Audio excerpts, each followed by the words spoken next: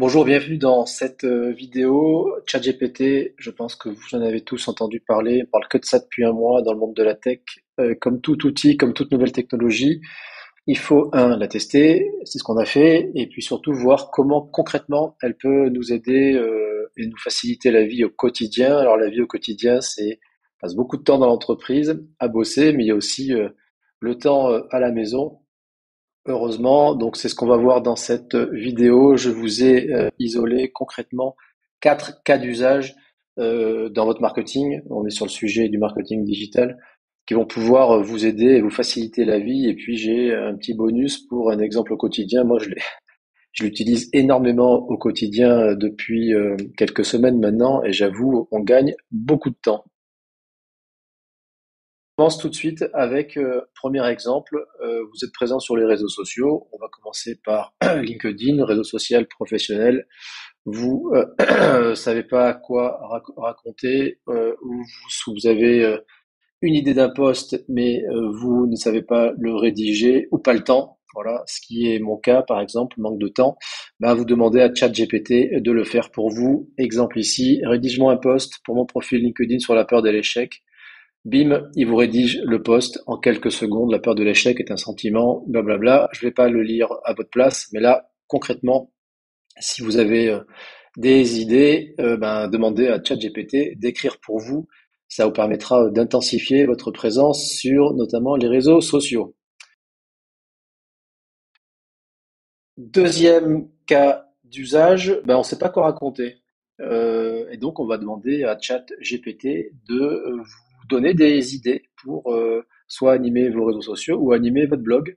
Donc là, je prends l'exemple où je demande à ChatGPT de me donner des idées pour animer le blog d'un éditeur de logiciels de gestion. Et là, bim, ChatGPT nous sort 8 idées. Pour le coup, quand vous lisez, c'est hyper pertinent. Enfin, j'aurais pas réussi à faire mieux. Alors, en se creusant la tête, on peut toujours, mais là aussi, en quelques secondes, vous avez des idées d'animation pour votre stratégie de contenu, qui, je le rappelle, est l'essence dans le digital.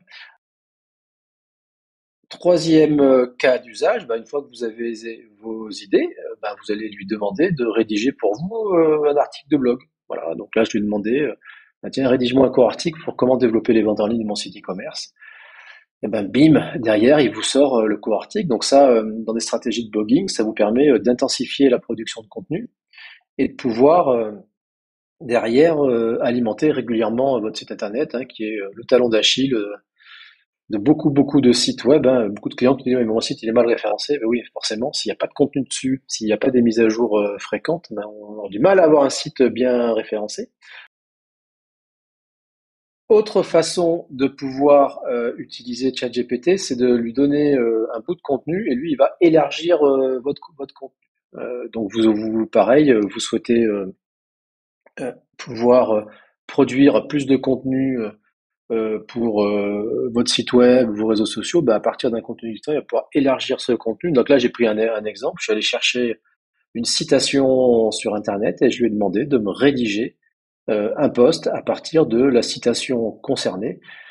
Et c'est ce qu'il fait. Et pour le coup, je lui ai demandé de le rédiger pour mon profil Instagram. Et donc, il vous rajoute les hashtags à la fin. Enfin, franchement, c'est nickel. Là aussi, j'aurais pas fait mieux.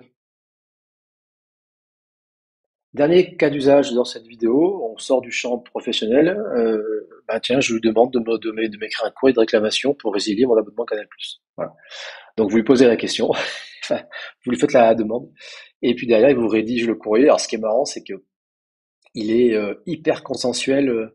Et limite ici dans le courrier, ben, il est très consensuel. Il fait preuve d'empathie, hein. J'ai apprécié les contenus proposés par Canal, mais malheureusement, je dois réduire mes dépenses.